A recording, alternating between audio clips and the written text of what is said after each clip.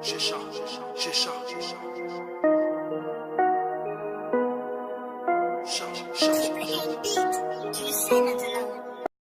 Salut, bonne arrivée sur la chaîne David TV Info. Aujourd'hui, nous allons changer un peu de carte. Nous allons pas parler du football aujourd'hui. Nous allons parler parce que moi, j'ai ma chaîne. Bon, c'est une chaîne privée de télé pour moi et je parle de plein de choses, de football et d'autres trucs aussi. Aujourd'hui, nous allons parler de Coca-Cola et un fruit qui vient de la Côte d'Ivoire qu'on appelle la cola. Et c'est ce fruit-là qui fait partie des ingrédients qu'on prend pour faire le Coca-Cola. Donc la Côte d'Ivoire est un pays vraiment prospère, riche. Il y a tout là-bas. Je vais faire d'autres vidéos aussi, d'autres produits encore de la Côte d'Ivoire.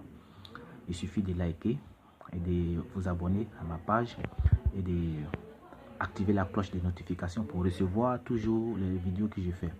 Aujourd'hui, je vais vous montrer un extrait qui prouve que tout ce que j'ai dit est vrai. Ok, big up, c'est parti. C'est un fruit précieux, une richesse africaine, la noix de cola. Son nom vous dit quelque chose, elle a été utilisée pour fabriquer un soda bien connu, mais en Côte d'Ivoire, elle joue un rôle qui va bien au-delà d'un simple aliment. Sa culture s'accompagne de traditions ancestrales que nous racontent Marc de Chalvron et Antoine Husser.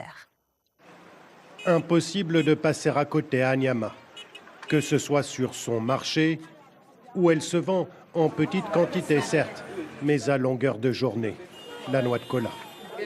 Ça fait 70 centimes d'euros en tout. Merci beaucoup, que Dieu te bénisse. Chez les grossistes de la ville, comme celui-là, la Côte d'Ivoire est le leader mondial de la noix de cola. Avec plus de 100 000 tonnes produites chaque année, la filière rapporte 23 millions d'euros et fait vivre des milliers de personnes à Nyama. Ça là, c'est pas bon. Ceux qui ne sont pas bons, on les enlève, on les trie. Parce que ceux qui sont mauvais là, on ne peut pas les exporter. Car la production est presque entièrement exportée. Très prisée, la noix de cola ivoirienne. Elle est bonne.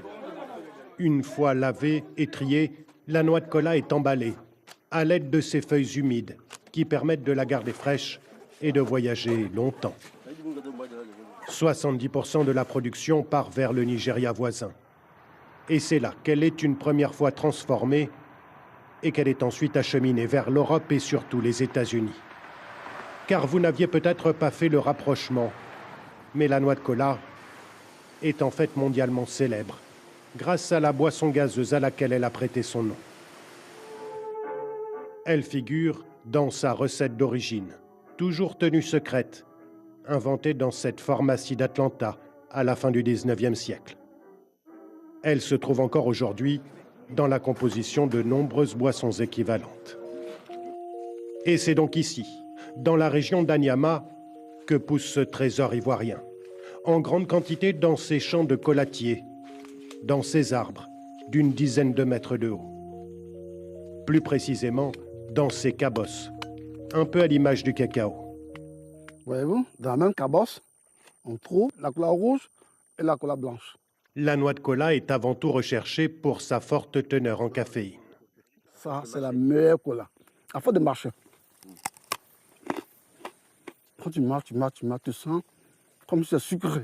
Un stimulant puissant, en Afrique, on lui prête même des vertus aphrodisiaques. Les gens te proposent la cola avec un peu de piment pour que tu sois encore très éveillé la nuit. Voilà, et c'est très efficace. Et vous pouvez l'essayer. En raison de toutes ses vertus, la noix de cola est encore majoritairement consommée en Afrique de l'Ouest, où elle fait même partie de la tradition, à l'image de ce mariage ivoirien. Les hommes négocient la dot, âprement. Pendant des siècles, la cola a servi de monnaie d'échange. Toi, tu rajoutes 1 euro à ces noix de cola.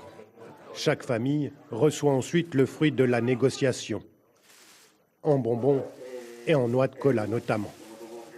Une tradition qui demeure bien plus ancienne que l'invention du Coca-Cola. C'est la fin de ce journal. Merci de nous